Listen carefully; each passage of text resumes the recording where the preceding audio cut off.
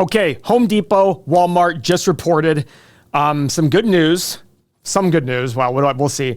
Home Depot beat on earnings per share. They reported $3.30 versus $3.28 that was estimated. Their revenue missed, though. They reported $35.83 billion in revenue versus expectations of $35.97 billion. Now, this is the first time that Home Depot has missed since 2019. And this is why we tell you guys that we don't care about short-term results. If you just want to look at where prices have been, 2019 was when the last time they missed. In all of 2019, look where the stock was. The highest it hit was right here. Where is it right now? Higher. Now, I'm only saying that to say, guys, we look at these short-term numbers just to sit there and see, not even the numbers. We want to hear what they're saying about the future, long-term future. These short-term results are pure gibberish. We don't care. We actually want them to miss so the stocks get beaten up. We want to buy stocks at cheaper prices. All right? Walmart. They beat on both revenue and earnings per share, $1.71 per share in earnings versus $1.51 expected, and $164.05 billion in revenue versus $159.72. This is good for the retail. It shows that fourth quarter was a strong retail. Mo's shaking his head, but Mo, what does that mean for interest rates if the Fed wants an excuse? Higher. Yes. Higher. So the Fed really wants to tame down the economy. Yeah, spending especially. So 70% of the U.S. economy is consumer spending, right? 70% of GDP is consumers.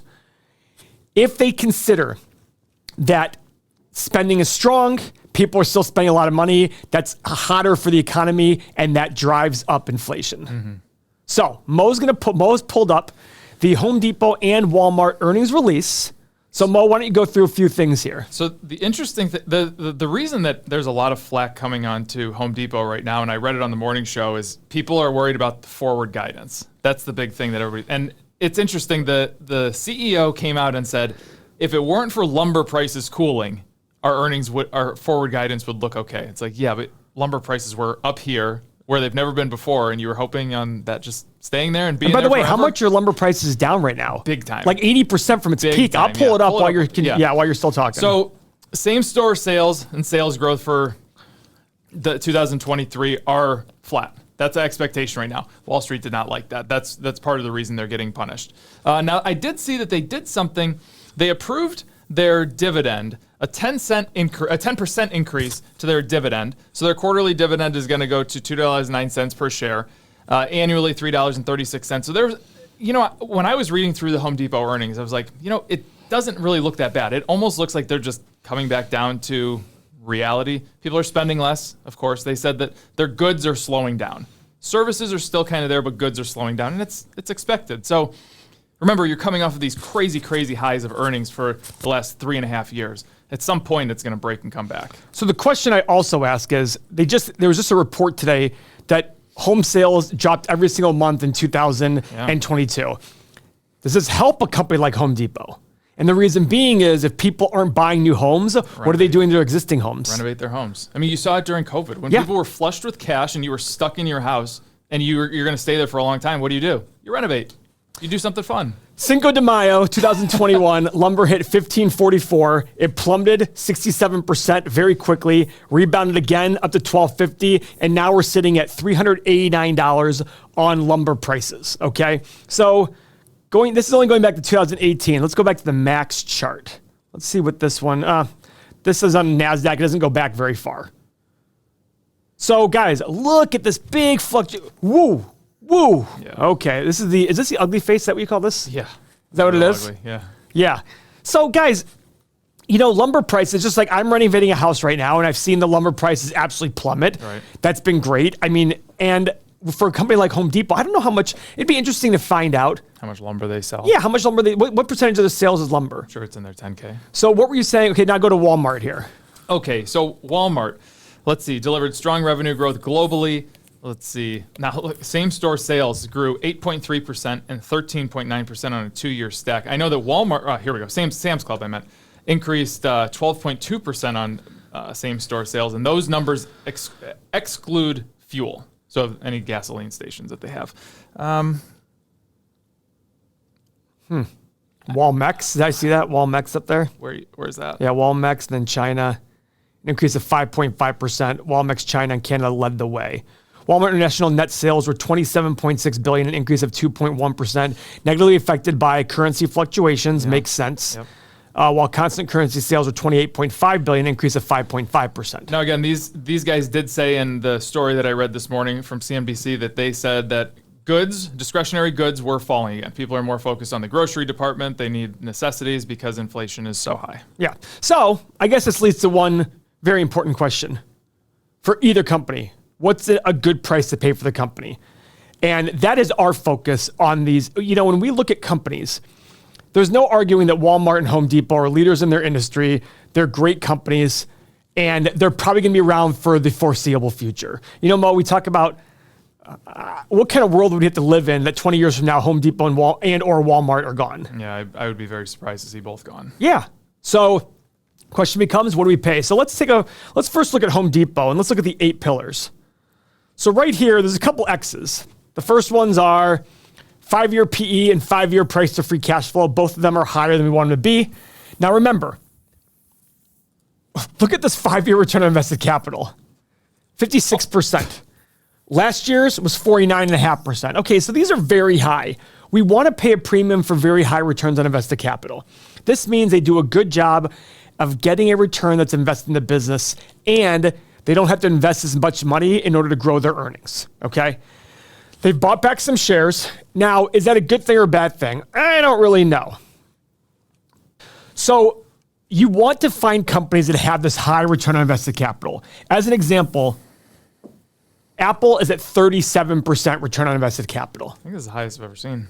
From a company of this stature. Oh, yeah, 100%. From a company of this stature, yeah. I mean, this is a very, very high. Now, as they keep decreasing their capital base by paying off debt, things like that, then this is going to drive up higher and higher. So the question you have to ask yourself from a revenue growth perspective, what's there? Yeah. The higher the return on invested capital, the more free cash flow they have to be able to buy back shares, pay dividends, et cetera.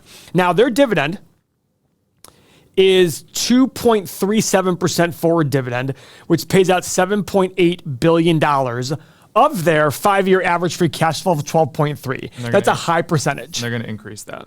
And they're going to increase that. Now, that's a high percentage, but Home Depot is a very, very mature company. Right. There are 3 things. So if a company, when you look at the management of a business, we want CEOs that sit there and, how do I explain this properly? Returning money to the shareholders is the best thing that a CEO can do when there aren't many opportunities for high returns on your invested capital, right? We don't want them continuing on chasing terrible returns on invested, terrible deals that don't get a higher return on invested capital. And we don't want them sitting there doing nothing with the cash. Return the money to the shareholders in some form so they can use that money to go invest at higher rates of return elsewhere. That's the most responsible thing a CEO can do when it has not many reinvestment opportunities at high rates of return. The hard part is a lot of CEOs are out there and they want to show that they're doing something by going out and finding deals that don't make any sense. Right? Yep. So be active. Let's look at analyst estimates for Home Depot, the Home Depot. The earnings per share, they're expected to do $17 for this calendar year that ends in March. And for 2028, they're expected to make $23 a share. Now look at revenue growth. That's about, high single digits. Revenue growth of low single digits. Makes sense. But if inflation stays up, let's say hypothetically, we knew inflation would be 10% a year for the next 5, 6, 7 years, this revenue growth is going to be much higher. All right? So these are all analysts, and take it with a grain of salt, but it is there. So guys, stock analyzer tool. I'm going to do a 20-year analysis. Mo's going to do a 10-year. If you're new watching the channel, this is our stock analyzer tool used over 1.3 million times last year by our users in the community. And this software is great. We have a very low risk opportunity, short term right now, $7 for 7 days, everythingmoney.com. If you like this, if you like everything we're doing here, if you want all the other tools that are listed right here, including exclusive content, sign up, $7 for 7 days. This will really change the way in which you handle your investments. Now, Mo, you do the 10-year, I'll do the 20-year. Okay. And let's go from there. Okay. So it's kind of hard. Okay. Free cash flow. So what we're trying to do here, guys, is we're trying to estimate every investment's the present value of all future cash flow. So our goal is to estimate that future cash flow. And then this tool, without looking at the balance sheet, will tell us what we should pay for the company based on that future cash flow. No matter what investment you're doing, every investment's the present value of all future cash flow. What you pay today, that stream is going to, the more you pay, the less return you make, the less you pay, the more return you make on that cash flow. So Mo did a 10-year analysis. I'm doing 20 years. Mo, what'd you do for revenue growth? So I did 2, 4, and 6, and I know this seems low, but they exploded from 2020, and I want to make sure that's a sustainable thing. So that's why I went so low on this end. Profit margin 8, 10, and 12. Free cash flow margin 7, 9, and 11. Okay. PE and price to free cash flow 14, 16, 18, and my returns, because I beat this down so much, 10, 12, and 14%. All right, so I did 20 years. I did 3, 5, and 7. Now, 7's going to be hard. I get that, but with opening more stores internationally, as other countries become more, hopefully they can open more stores. Profit margin, I did 9, 10, and 11. So I looked at 10 years at 9.6, and you might be right, like maybe that's aggressive. Free cash flow margin, did 8.5, 9, 9.5. Now for PE, I did 15, 16, and 17, because such a high return on invested capital, Mo, you've got to remember that. Yeah. Such a high return on invested capital. Yeah. For my return, 10, 12, and 14. And the reason I did 10 is, I feel like I beat this up pretty nicely in the sense of they're reasonable. Like Home Depot is such an established brand of business. Like it's going to be hard for them to, in my opinion, I'm okay making these assumptions and saying this is probably pretty conservative for that company. I'm fully okay with that. So we hit the analyze button. The stock is currently down 5% today at 303. And here are prices. 200 to the high side of 270, somewhere in the middle of 240, 220 to 240. I have it in my watch list at 200. I don't know why I have it there, but we do these analyses all the time, and the numbers do change because we look at certain things a different way. This was probably made in a 10-year number for me, not a 20-year. Yeah, probably. Go ahead, Mo. So I'm about 150 on the low end, 275 on the high end, and middle ground probably about 215. And it's on my watch list, 225. All right, now let's go ahead and look at Walmart, the exact same analysis, and I'm going to do my 20-year, but let's look at the 8 pillars first. You know what? Almost exactly the same as Home Depot. Oh my gosh. They had cash flow X, they had a price to free cash flow, and a PE ratio that were too high. Now, one thing I like here, guys, the PE ratio is higher than the price to free cash flow. That means they have more cash flow than reported earnings. I like it that way. I think Home Depot was the other way around. All right, return on invested capital. Reasonable, 10.2%, not terrible, not great, but fine, but good. Dividend yield of 1.5%. Now their dividend does not eat up as much as of their free cash flow as Home Depot's, which I'm kind of surprised by that. I would have thought they'd be more aggressive on the dividend yield. Let's see, anything else you want to look at? Profit, oh my God, look at this abysmal profit margin, Mo. Yeah, it's bad. It's 2%. I mean, Home Depot, I think, was 9, 10%. Abysmal profit margin. Analyst estimates. All right. Mid-high single digits growth. Revenue, low single digits, makes sense. All right, let's do our 20-year for me, 10-year for Mo analysis. All right.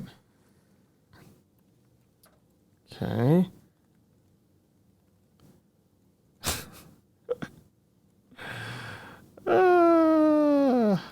My God, that profit margin is so bad. So bad. So that's the hard part about all these things. And look at that PE right now. It's just absolutely terrible.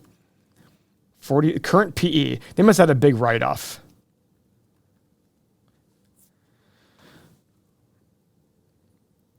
The stock is currently at $148.